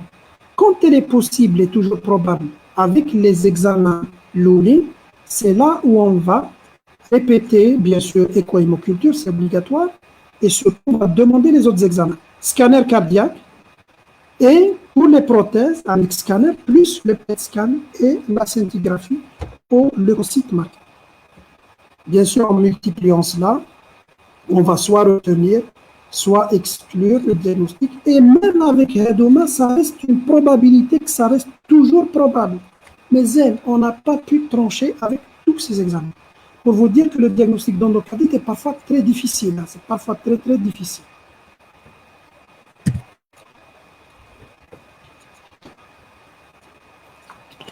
Les complications, on a les complications cardiaques. D'abord, les complications cardiaques, l'insuffisance cardiaque et l'OAP. C'est la complication la plus fréquente, c'est la première cause de décès. Elle est due à la perforation. Donc, d'ailleurs, c'est une indication en urgence, voire même en extrême urgence, à opérer le malade. Quand il y a des perforations, des mutilations responsables d'insuffisance cardiaque, c'est d'emblée une indication chirurgicale. On a l'extension locale, c'est-à-dire l'apparition surtout des abcès, des anévrismes et des faux anévrismes.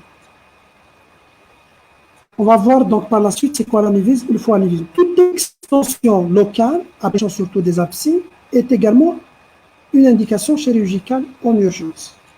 On a l'apparition des troubles conductifs. On a vu que tout trouble conductif est un abcès jusqu'à preuve du contraire. Donc, quand il y a un abcès du septum, là également, en extrême urgence chirurgicale, il faut donc opérer le malade, en extrême urgence.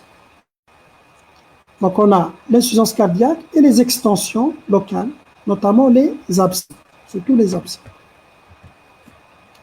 On a l'apparition des troubles du rythme ventriculaire. Là également, c'est un mauvais pronostic. On rapporte généralement avec des abcès au niveau du myocarde.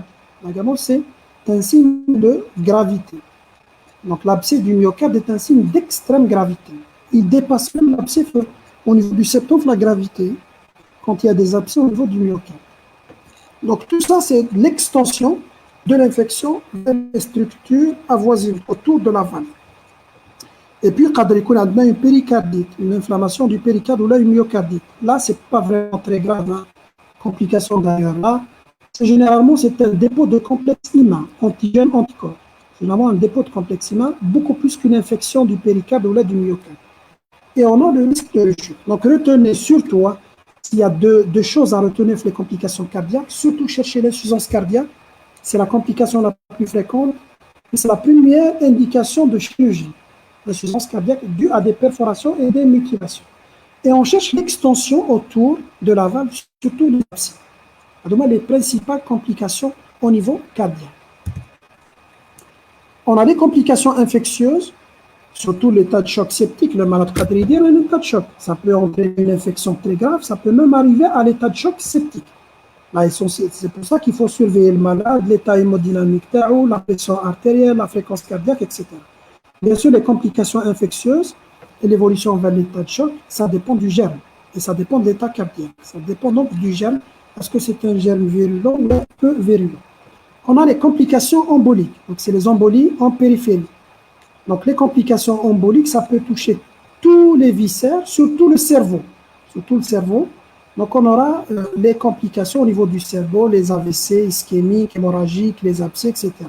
Ça peut emboliser au niveau de la rate, c'est également très fréquent. Ça va donner un infarctus splénique ou là, un abcès au niveau de la rate. Ça peut emboliser au niveau du rein, ça va donner un infarctus rénal ou bien un abcès au niveau du rein. Ça peut emboliser au niveau du mésentère. Donc ça peut emboliser un peu partout. Donc l'endocardite peut emboliser à partir d'une végétation. Donc ça, c'est l'origine, c'est les végétations. Et on a les anévrismes mycotiques. Donc les anévrismes mycotiques, l'une des complications également de l'endocardite infectieuse. Donc, c'est quoi un anévrisme? Voilà l'anévrisme. Quel est l'anévrisme? Ou quel est le faux anévrisme? C'est un faux anévrisme. Ou c'est un anévrisme. Donc, l'anévrisme, c'est une dilatation localisée due à une dilatation de la paroi. C'est-à-dire que c'est la paroi qui est sortie et ça va former une poche. Ça, c'est le vrai anévrisme au niveau artériel. Le faux anévrisme, c'est quoi? C'est une rupture partielle. Il y a une perforation de la paroi, il y a une rupture, il y a une fine lame qui entoure la poche. Là, c'est très grave, c'est un faux anévrisme. Le faux anévrisme, c'est une rupture partielle. Il faut savoir que l'endocardite cadre des anévrismes et des faux anévrismes au niveau de toutes les artères, surtout les artères cérébrales. Surtout au niveau du cerveau, ça peut donner de façon complètement asymptomatique les anévrismes et les faux anévrismes. Alors que le malade, il va bien, brutalement, il va dire qu'une hémorragie par rupture d'anévrisme et c'est le décès. Donc il peut faire des anévrismes et des faux anévrismes. On appelle ça anévrisme mycotique.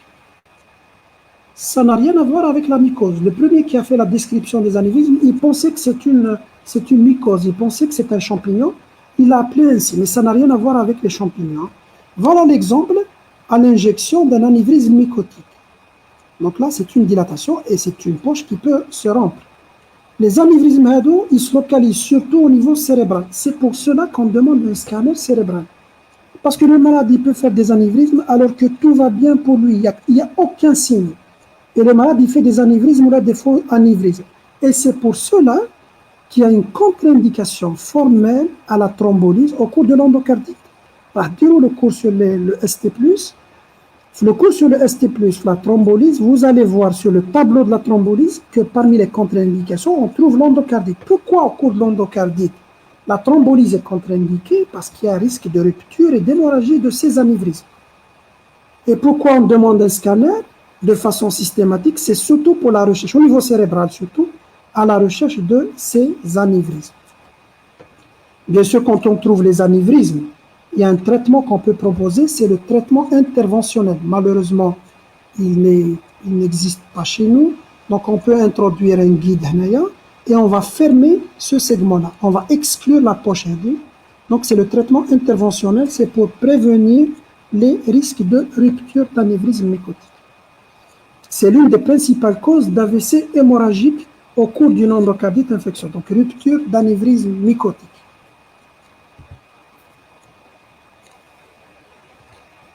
les complications. Donc, on a vu les complications cardiaques, les complications infectieuses, on a vu les complications emboliques, on a vu les anévrismes au niveau donc, des artères mycotiques, appelées anévrismes mycotiques. On arrive aux complications rénales. Donc, les complications rénales, on a pratiquement toutes les complications. Déjà, la perte de protéines, la protéinurie, la perte de globules rouges, l'hématurie. C'est pour ça qu'on demande de façon régulière, pratiquement de façon très régulière, la bandelette urinaire à la recherche d'une protéinurie et d'hématurie. Et on fait également le bilan rénal à la recherche d'une insuffisance rénale. Là aussi, c'est généralement d'origine embolique. Donc l'abcès, l'infarctus, etc. On peut également constater la néphrotoxicité des antibiotiques, parce que le traitement, c'est des antibiotiques à forte dose, ça peut entraîner également une toxicité au niveau du rein. Donc il faut surveiller de très près la fonction rénale.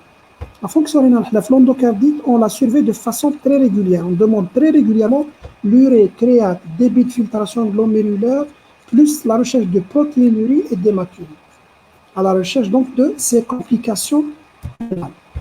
On a les complications neurologiques. Et d'ailleurs, c'est les complications extracardiaques les plus fréquentes, c'est des complications emboliques. On les a vues, c'est à partir d'une embolie d'une végétation, ça peut entraîner un AVC ischémique par obstruction, ou un AVC hémorragique, surtout par rupture d'anévrisme mycotique.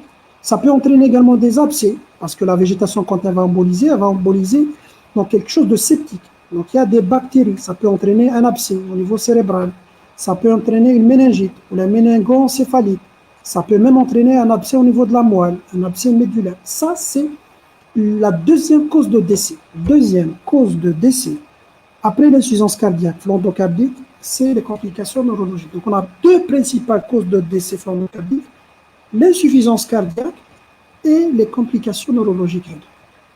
Complications neurologiques, c'est la deuxième cause de décès. Et c'est la manifestation extracardiaque les plus fréquentes. Jusqu'à 30% des endocardites vont avoir des complications neurologiques.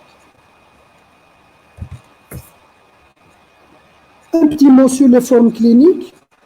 Donc, on a les endocardites du cœur droit. Quand on a une endocardite, la valve tricuspide ou la valve pulmonaire, c'est vraiment rare. On la voit surtout dans les toxicomanies IV, ceux qui se droguent par voie intraveineuse et qui sont généralement séropositifs au VIH.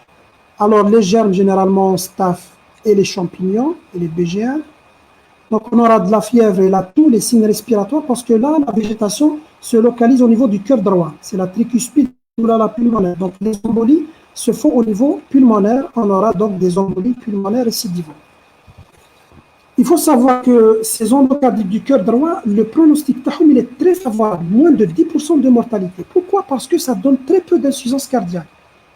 Et donc, l'insuffisance cardiaque, les perforations, les mutilations sont beaucoup plus fréquentes sur l'endocardite du cœur gauche par rapport à l'endocardite du cœur droit. Donc, les indications opératoires, on opère exceptionnellement une endocardite du cœur droit. Bien sûr, quand le patient fait une embolie septique, ce n'est pas une indication à l'anticoagulation curative. On a les endocardites sur prothèse. Un petit mot sur l'endocardite sur prothèse, diagnostic très difficile. Il y a un matériel intracardiaque et une prothèse ou là, une sonde, parfois c'est très difficile de voir la sonde ou là, de voir la végétation à l'intérieur d'une sonde ou là, au niveau de la valve. Au niveau de la prothèse, parfois c'est très difficile. Il faut donc faire l'écho transthoracique et transœsophagien et surtout, on a l'apport des nouvelles techniques qu'on a vues. Le PET scan et la scintigraphie au leucocyte marqué et le scanner cardiaque. Donc, ils sont d'un apport considérable. Hein. Bien sûr, on va faire un petit mot à les techniques HEDO. Les techniques HEDO, même ailleurs, c'est les centres de référence qui font ça. Ce n'est pas tous les centres qui vont faire la scintigraphie au leucocyte ou le PET scan, etc. Chez nous, aujourd'hui, on n'a pas de centres qui font ces examens-là. Ça veut dire que la pratique Tanahnaïa, on est toujours dépendant de l'écho transthoracique transœsophagien et de l'hémoculture. On a quelques centres qui font le PET scan, c'est des centres privés, examen très cher, il n'y a pas de centre public, et c'est beaucoup plus des indications en cancérologie, pour les tumeurs. On n'a pas généralement de PET scan, on ne fait pas généralement de PET scan pour les suspicions d'endocardite. Mais sachez que le PET scan, le scanner cardiaque et la scintigraphie, ils ont un apport considérable, surtout en cas de prothèse valvulaire. Donc on a deux formes. Donc, vous allez lire à tête reposée les détails. On a deux formes, on a la forme précoce et on a la forme tardive. La forme précoce, elle survient moins d'un an. Moins d'un an après l'implantation, on aura donc l'endocardite. Là, il s'agit d'une contamination périopératoire, c'est-à-dire que le patient il a été contaminé au moment de l'intervention, c'est-à-dire les jours opératoires. Il a été contaminé en ou là en périopératoire. Quand l'endocardite survient moins d'un an, on appelle ça endocardite sur prothèse précoce. Les germes sont des germes habituellement très virulents, mais le staph ou bien les bacilles gram-négatifs ou candida. Là, généralement, c'est une chirurgie. Pratiquement toutes les endocardites sur prothèse précoce sont des indications opératoires. On opère pratiquement toutes les endocardites. Il faut enlever la prothèse ou une autre prothèse donc valvulaire. Les endocardites tardives, au-delà d'un an, on parle d'une endocardite tardive. C'est les mêmes germes, streptocoque, staphylocoque, etc. Donc là, c'est une contamination qui n'est pas périopératoire. C'est une autre porte d'entrée.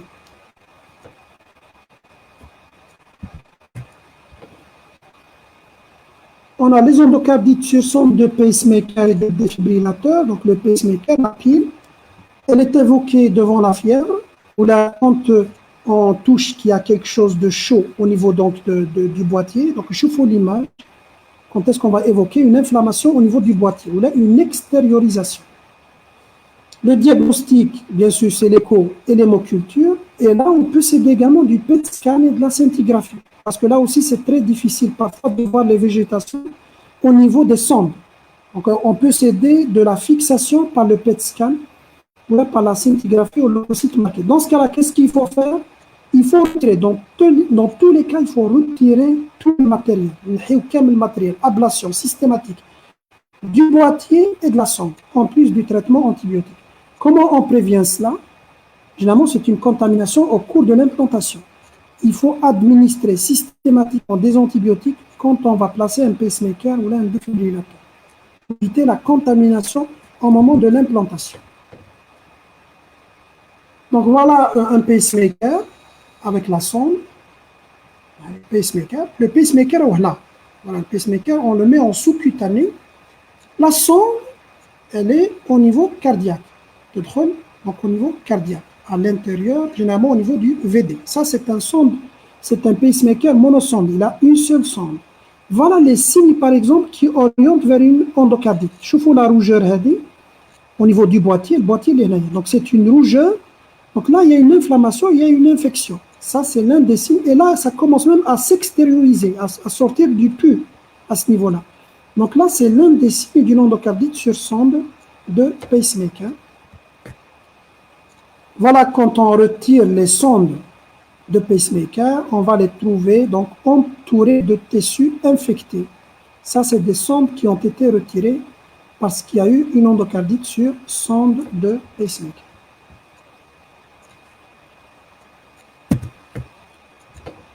On arrive au traitement. Donc, le traitement, les bases du traitement, les mesures générales. Premièrement, l'hospitalisation, les endocardites. Toute endocardite, suspicion d'endocardite, on les hospitalise. Et parfois même, on les hospitalise en réanimation, dans les formes sévères. En unité de soins intensifs ou bien en réanimation. La première également règle générale, il faut traiter la porte d'entrée. Chaque fois qu'on a une porte d'entrée, il faut la traiter. Porte d'entrée dentaire, il faut la traiter. Urinaire, il faut la traiter. Digestive, il faut la traiter. Donc, il faut toujours traiter la porte d'entrée. Si le malade fait une insuffisance cardiaque, il faut traiter bien sûr de façon symptomatique l'insuffisance cardiaque. Contre-indication formelle à la thrombolyse et au traitement anticoagulant à dose curative. On a vu pourquoi, parce qu'il y a le risque de rupture d'anévrisme, notamment les anévrismes mycotiques au niveau cérébral. Donc toute anticoagulation à dose curative ou bien toute thrombolyse est contre-indiquée dans l'endocardite. Sauf un cas où il est obligatoire d'anticoaguler, c'est quand il y a une prothèse. Quand il y a une prothèse qui est le risque de thrombose de prothèse, on maintient quand même l'anticoagulation. Mais sinon, à part ça, anticoagulation curative contre-indiquée, thrombolyse également contre-indiquée. Qu'est-ce qu'on va surveiller? On va surveiller la clinique et la biologie. La clinique, c'est surtout la courbe de température. D'ailleurs, on va dire qu'il y a une bonne réponse quand il y a une diminution de la fièvre. Il y a toujours une courbe de température quotidienne. On va donc faire un bilan inflammatoire, CRP, AVS, FNS. On va demander l'hémoculture, on refait l'hémoculture. La négativation de l'hémoculture est un bon signe que le malade est en bonne voie pour la guérison. On fait également le CG quotidien, c'est pour rechercher le risque de BAV, c'est un signe d'abcès cardiaque. et on répète l'écho. Et quand il y a une disparition de végétation, par exemple, ça c'est également un bon signe qu'il y a une bonne réponse au traitement, quand on aura une diminution de la végétation. Donc, il y a deux la surveillance, elle est clinique et paraclinique. La clinique, c'est surtout la courbe température, et paraclinique, par un bilan inflammatoire, les hémocultures, le CG et l'échocardiographe. Alors, le traitement antibiotique, bien sûr, on ne va pas donner les traitements antibiotiques pour chaque germe. Il faut savoir que chaque germe a un double protocole cardiaque. Vous n'êtes pas censé connaître les protocoles, chaque traitement, et même nous, personnellement, on ne connaît pas les protocoles par détail. Donc, chaque fois qu'il y a une endocardite, avec l'infectiologue, on va voir donc, le schéma, quel antibiotique on va donner. Mais il faut connaître les principes. Le principe de base de l'antibiothérapie, c'est quoi? Il faut que cette antibiothérapie soit bactéricide à forte dose, à très forte dose. Ça veut dire qu'on va associer plusieurs traitements, au moins 2. Dans l'endocardite, on va associer au moins 2, 3 antibiotiques bactéricides à forte dose. Par exemple, on donne de l'amoxicilline à 12 grammes, 4 grammes 3 fois par jour, au niveau, ou l'augmentin à 12 jusqu'à 18 grammes par jour. Il faut de très fortes doses d'antibiotiques. Et ce n'est pas voie intraveineuse. C'est pour ça qu'il faut hospitaliser le malade. Bien sûr, on peut faire le relais par voie orale quelques semaines après. Donc, c'est une association synergique, au moins 2 antibiotiques, bactéricides à forte dose par voie intraveineuse, et si c'est possible, une fois le germe est identifié. Donc, on attend le résultat de l'hémoculture. Si l'état du patient permet d'attendre l'état de l'hémoculture, on identifie le germe et on va commencer l'antibiothérapie adaptée au germe. Si on n'a pas le germe, bien sûr, il y a une solution. On a tout fait, on a le diagnostic, mais on n'a pas isolé le germe. Qu'est-ce qu'on appelle le protocole probabiliste? Ça veut dire qu'on va associer des médicaments qui vont s'attaquer aux germes habituels, le streptocoque, le staphylocoque, le streptocoque B, etc. Donc, il y a le protocole probabiliste qui va s'attaquer à plusieurs germes, mais le mieux, c'est identifier le germe et on va s'attaquer directement au germe par un protocole spécifique, par plusieurs antibiotiques, par voie IV, à forte dose et de façon prolongée, minimum 4 à 6 semaines. Donc, c'est un traitement qui est très prolongé, 1 à 1 mois et demi, 4 à 6 semaines de traitement antibiotique. Le traitement chirurgical, donc on va terminer par le traitement chirurgical. Il y a 2 plaques pour le traitement chirurgical. Il y a 3 types d'indications chirurgicales. Quand est-ce qu'on va opérer le malade qui a une endocardite infectieuse? On a 3 types d'indications. On a l'insuffisance cardiaque, une infection non contrôlée ou une végétation à risque embolique. Donc on a 3 grands types. Soit c'est une végétation de grande taille, avec un résidu embolique, soit le malade fait une insuffisance cardiaque, ou bien l'infection n'est pas contrôlée. Il y a 3 types de chirurgie, soit en extrême urgence dans les 24 heures, en urgence les premiers jours, ça peut être différé après 1 à 2 semaines. Donc on va commencer par l'insuffisance cardiaque, c'est la première indication. C'est généralement en urgence ou en extrême urgence. Si le malade fait une insuffisance cardiaque, endocardie du cœur gauche, aortique ou mitrale, avec un OAP, un état de choc cardiogénique ou bien une insuffisance cardiaque non contrôlée, dans ce cas-là, c'est une indication en urgence d'un traitement chirurgical. Il faut opérer et remplacer la valve ou la prothèse. Toute insuffisance cardiaque réfractaire au traitement, avec OAP, état de choc, réfractaire au traitement, qui résiste au traitement médical, ça c'est une indication. S'il répond bien au traitement, on va le surveiller. S'il répond bien et qu'il y a une bonne évolution, oui, mais si l'évolution n'est pas bonne, dans ce cas-là, c'est une indication qui est différée. Donc, retenez la principale indication du traitement chirurgical, c'est l'insuffisance cardiaque. Quand le malade il fait une insuffisance cardiaque. Deuxièmement, c'est une infection non contrôlée. Quand est-ce que l'infection est non contrôlée? C'est quand il y a une extension locale. À chaque fois qu'il y a une extension locale, notamment l'abcès, l'anévrisme, foie anévrisme, etc., là, il faut opérer le malade. Donc, l'infection est sortie de la valve, on aura des complications périvalvulaires. Quand les hémocultures restent positives, ça veut dire que derrière le protocole, bien, tout va bien, mais on a toujours des hémocultures qui restent positives. Donc, c'est un gène qui résiste. Là aussi, il faut opérer. C'est une infection non contrôlée. Et enfin, on a les infections à germes résistants, qui mettent certains staph et certains bacilles gram négatifs. Donc, je résume la deuxième indication, infection non contrôlée.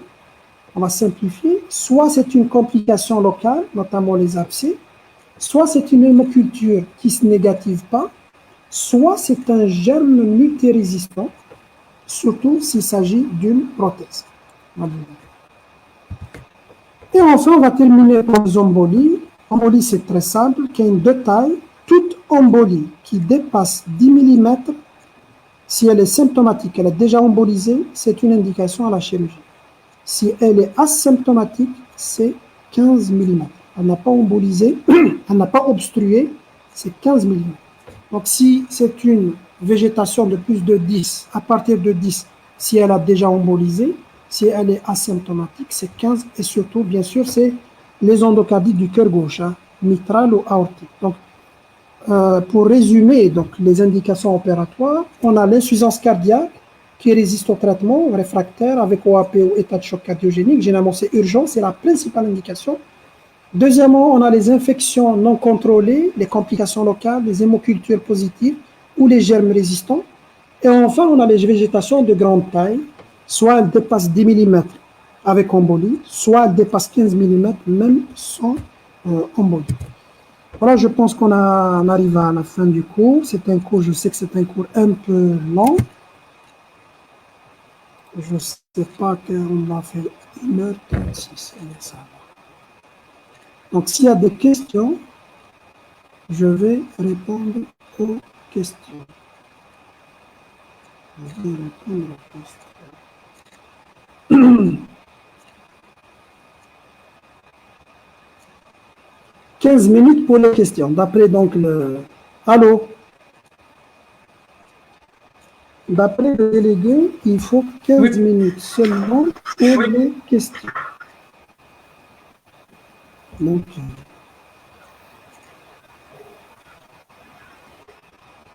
que devant les gestes dentaires. Alors là, pour l'antibiothérapie, il est indiqué que devant les gestes dentaires, pas avant les cathéters centraux, par exemple.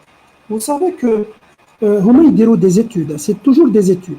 Ça veut dire que quand tu vas donner un antibiotique, généralement de l'amoxicilline 2 grammes, 1 heure avant. 1 heure avant un geste dentaire, par exemple, avant une extraction ou un détartrage.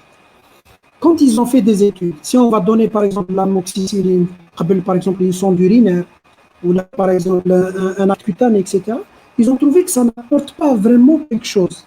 Ça ne prévient pas généralement l'endocardie, et au contraire, ils ont trouvé que ça va augmenter généralement la résistance ultérieure aux antibiotiques. Donc il ne faut pas trop utiliser les antibiotiques. C'est pour ça que, d'après les études libéraux, et ça remonte déjà à plusieurs années, c'est pour ça que depuis déjà les recommandations de 2009, ils ont restreint les indications de la prévention uniquement les gestes dentaires à risque, l'extraction et les détartrages surtout, et c'est uniquement pour le tableau A. Mais je vous ai dit, on continue et pour le tableau A et pour le tableau B à donner de la prophylaxie sur tous les gestes dentaires. Les autres gestes, donc, ils n'ont pas vraiment un risque de bactériémie important. Lorsqu'on fait le TO, et on est sûr de l'absence de végétation. Donc pas de risque. Mais le diagnostic qu'on fait, est-ce qu'on doit faire? Oui. Parce que, je vous ai dit, quand on fait le TO, là, c'est une très bonne question. Lorsqu'on fait le TO, et que maintenant j'ai des végétations, est-ce qu'on va faire tout le bilan? Oui. Dans tous les cas, on fait tout le bilan. Pourquoi? Parce que, des végétations de petite taille qu'on n'a pas vues, surtout en cas de prothèse, parfois c'est très difficile de voir une végétation d'un abcès. Il ne faut pas imaginer que c'est facile. Parfois c'est très difficile, surtout s'il y a un matériel intracardiaque. Donc ça n'empêche pas la possibilité qu'il y ait une végétation même avec une EPO normale. Et en plus de ça, des fois la végétation elle est en retard. C'est pour ça qu'on refait toujours l'écho et le TO 7 à 10 jours après si elle est négative au début. Ça veut dire que l'écho transthoracique, transœsophagien du haut, avec tout le tableau alors qu'elle est normale. Parce que la végétation, elle ne s'est pas constituée, mais 7-10 jours après, elle va se constituer. Donc dans tous les cas, on demande tout le bilan avec. Tout le bilan doit être demandé pour avoir le maximum de faisceaux d'arguments. Parce que le diagnostic, c'est un faisceau d'arguments. Ça se base sur plusieurs arguments, sur plusieurs critères. Donc il faut avoir le maximum de critères ou c'est une endocardite retenue, ou la exclue, ou la probable. La différence entre hémoculture dans les critères majeurs. Oui, est-ce qu'il y a une différence? Là, vous revenez au tableau et vous allez lire les critères majeurs. Donc, hémoculture, critères majeurs, les deux sur des germes habituels qui mettent streptocoque, staphylocoque, etc. Si c'est un germe qui est habituel, les au moins 3 ou la plus. Par contre, un critère mineur, par exemple, si tu as une seule hémoculture positive, ou les deux hémocultures positives à germe non spécifique. Dans ce cas-là, elle n'atteint pas les critères majeurs, donc ça devient un critère mineur. Donc, hémoculture comme critère majeur, c'est détaillé sur le tableau. Donc, soit deux hémocultures à des germes spécifiques, soit pour les germes non spécifiques habituels, il faut au moins 3 voire plus d'hémocultures. Relation entre... Relation, ce n'est pas la relation. On cherche généralement l'infection par le VIH, etc. C'est dans certains terrains d'immunodépression, notamment les toxicomanes, surtout les toxicomanes, les toxicomanes par voie IV. C'est pour ça qu'ailleurs, ils ont beaucoup de toxicomanie par voie intraveineuse. Généralement, on n'a pas beaucoup de toxicomanie par voie intraveineuse, c'est beaucoup plus par voie orale. Ailleurs, ils ont beaucoup de toxicomanie par voie IV. Et la toxicomanie par voie IV est un terrain généralement d'immunodépression. Les sujets deviennent immunodéprimés et c'est un terrain d'infection par le VIH, les hépatites, etc. C'est pour ça qu'on demande. Autre cas où on demande les sérologies, c'est quand il y a une endocardite avec les champignons. Parce qu'on sait que quand il y a une endocardite avec des champignons fongiques, c'est généralement un terrain d'immunodépression. Quand est-ce que l'immunité est déprimée? C'est dans le VIH ou les hépatites, par exemple, B et C. C'est pour ça que systématiquement, on les demande les terrains toxicomanie IV, ou bien quand il y a une endocardite fongique. Donc, on ne les demande pas, bien sûr, pour tous les patients. Et toutes les endocardites, peut-être des sérologies SIDA, hépatite B, etc. Pourquoi le R1 n'a pas le risque de développer une endocardite? Pourquoi? Il n'y a pas vraiment d'explication fiable. Il y a une explication qui a été avancée. Retenez l'explication. Donc, quand tu vas prendre la valve aortique c'est un régime à haute pression, le VG et la pression est très élevée. Donc, s'il y a une fuite, la fuite va toucher plus la valve. Le risque est très important. Le GG, ensuite, le rétrécissement aortique. Alors que quand tu prends la valve mitrale c'est un régime à haute pression, mais l'oreillette gauche, la pression elle est basse. C'est pour ça que quand la pression est basse, le risque de toucher la valve est moins fréquent par rapport à la valve aortique où les pressions sont très élevées. Et quand tu prends une fuite par rapport à la sténose, la fuite a toujours tendance à fixer le germe plus que la sténose. Parce que la fuite, l'orifice est petit, alors que la sténose, l'orifice est normal, il est rétréci. Donc c'est ça un petit peu la physiopathie. Je ne sais pas si c'est clair ou c'est pas clair. La physiopathie, ça, mais ce n'est pas certain que c'est ça. C'est une explication physiopathologique qui a été avancée. Valve aortique, pression très élevée de part et d'autre. Donc risque plus élevé que la valve mitrale, où la pression fleurettée gauche est plus basse. Et puis, avec les fuites ou les sténoses, la fuite est toujours plus importante, risque plus grave que la sténose. Parce que la fuite, c'est un petit orifice pathologique.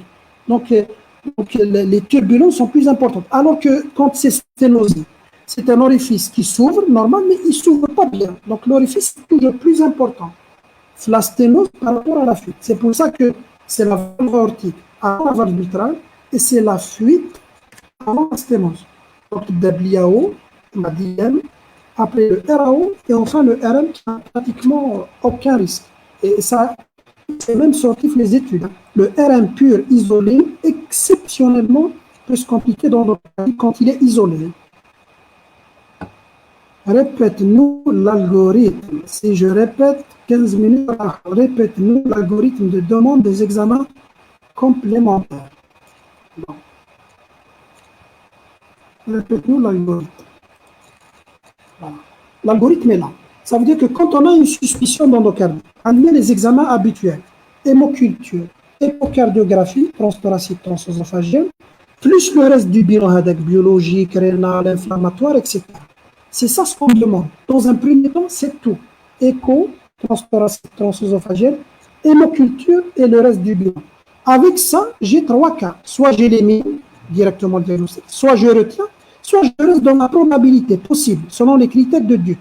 C'est là où je vais demander les autres. Scanner cardiaque, si c'est une valve native, plus donc le PET scan ou la scintigraphie s'il s'agit d'une prothèse. Ça veut dire que les dernières techniques d'imagerie, PET scan, scintigraphie au leucocyte marqué, et scanner ne sont pas demandés systématiquement dans un premier temps. Ce n'est qu'après avoir demandé l'hémoculture écho et le reste du bilan. Au MESEL, on est toujours dans la probabilité. C'est là où je vais demander les examens à dos. Et bien sûr, dans tous les cas, je vais répéter l'écho et l'hémoculture. Le but de Hadou, c'est quoi? C'est de rechercher plus de critères majeurs et plus de critères mineurs. Bon, merci.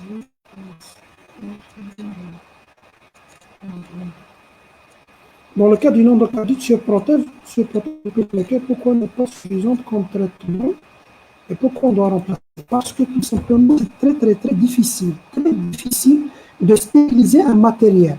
Alors, comme c'est presque impossible, tu connais qu'une sonde ou une prothèse, du matériel mécanique ou la biologie.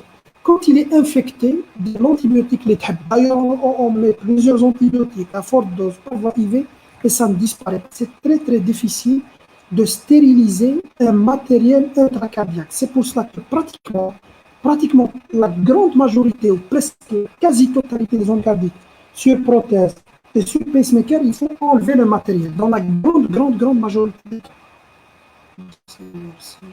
Merci. Quelles sont les indications du PET scan? Quelles sont les indications du PET scan? Alors, les indications du PET scan, d'abord, le PET scan est indiqué uniquement sur la prothèse parce qu'il va chercher la fixation autour de la prothèse. C'est uniquement quand il y a une suspicion d'endocardite sur prothèse. Donc, لازم تكون une prothèse ou لازم تكون on n'a pas pu faire le diagnostic avec les examens de première ligne qui sont l'hémoculture et l'échocardiographie, transthoracique et transœsophagienne. Ça veut dire qu'on déroule l'écho, transthoracique, transœsophagienne, avec l'hémoculture, avec le reste du bilan. Si on n'a pas pu faire le diagnostic avec ça, et en cas de prothèse, on peut demander un PET scan ou une scintigraphie au leucocyte marqué. Ils sont indiqués en deuxième intention pour avoir les arguments. Donc ça, c'est une réponse. Donc je pense qu'on n'a pas de questions. Donc je vous remercie. J'espère que vous n'êtes pas trop fatigués. Et demain, Inch'Allah, on va faire le prochain cours. Je ne sais même pas qu'est-ce qu'on va faire. Donc on va faire l'embolie tout le monde. Inch'Allah. Donc, à demain, Inch'Allah. Merci, professeur. Merci. Bonne soirée.